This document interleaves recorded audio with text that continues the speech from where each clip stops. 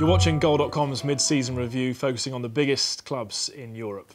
Let's talk about Juventus. Achieved tremendous success actually in the league, resurgence in the Champions League, and they've done so without really a top-class striker. They've been looking for 18 months, 2 years. Tell me that they're finally going to crack that search. They may well do. Juventus have been in absolutely fantastic form for the last 18 months under Antonio Conte, but they've done it with no recognised striker. They tried to sign one over the summer, Luis Suarez, Robin van Persie, the likes. These were the kind of players they were linked with. They didn't get it. They're still going to run away with the Italian title, Serie A, I think.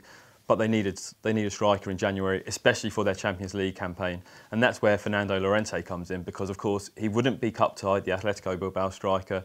He's out of contract next summer, so in theory, they can get him on the cheap, 6, 7, 8 million euros, and he's a 20 million euro player, so that's their opportunity. Wages wouldn't be a problem. Maybe they'll go for Robert Lewandowski from Borussia Dortmund too, but that would have to wait until the summer. But they need a striker, and they know that. Everyone knows that. Pete, what's this? How have they achieved this success without a striker? Where's the team built on?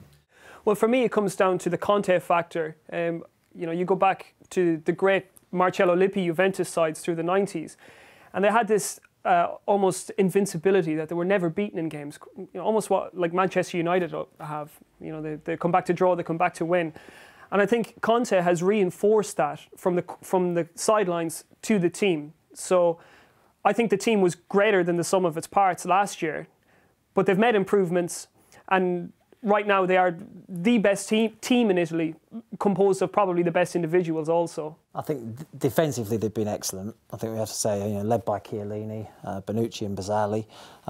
But in midfield is an area where you know, obviously my whole position really, Pirlo, who dictates play, Marchisio and Vidal, who's really impressed me and gets himself on the score sheet. So it's built very much on a defensive side of things, so they've been difficult to break down.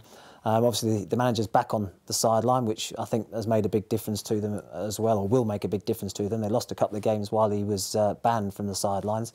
You know, it's amazing what a difference that can make. You know, not every manager is on the training field, you know, every day, but as soon as they do come out, you get that sense of a bit of a lift in tempo amongst the players, because they know he's the main boss man. So while he's been away from being able to take the team, I think that, you know, players can, I guess, you know, I'll say take their eye off the ball a little bit, because, you know, they know that the guy in charge isn't necessarily the main man. So that'll make a difference that he's back. But it's built on a great defence. Pete, Matt's talked about the success they've had while Antonio Conte's been on the sidelines since the beginning of the season until just now. That shows they've got the platform there already. What sort of system do they play? How are they doing it? Absolutely, Murray, you're right.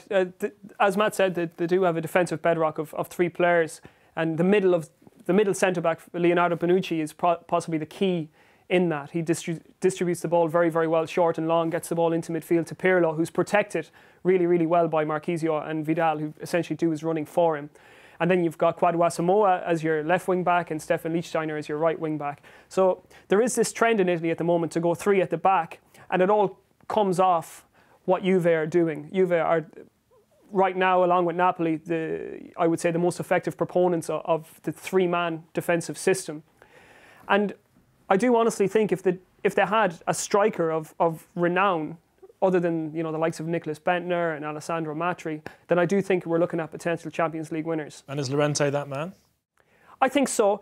He provides a great reference point to any team's attack. He's got that physicality, and he's also got that velvety touch, and he's a fantastic finisher. I just wonder whether Didier Drogba might be someone that interests them as well. You know, there's been a lot of talk about potentially him coming back to Europe on loan in January. So maybe Didier Drogba might be the man that can do that job for them. And there's no doubt that whether it's Drogba or Llorente, both players, Lewandowski of course, they would all improve Juventus. It's the glaring hole in the squad, because the rest of it seems set up. And if you had a striker to build around, they could win the Champions League. If they bought a striker, they could win the Champions League. And Llorente could be that man, because he's been frozen out of Bilbao. He's fallen out with manager Bielsa, so that's a distinct possibility. All right, thanks, guys. Juventus, after a striker, it seems it's the only position they really need to fill. Keep a close eye on that on Goal.com.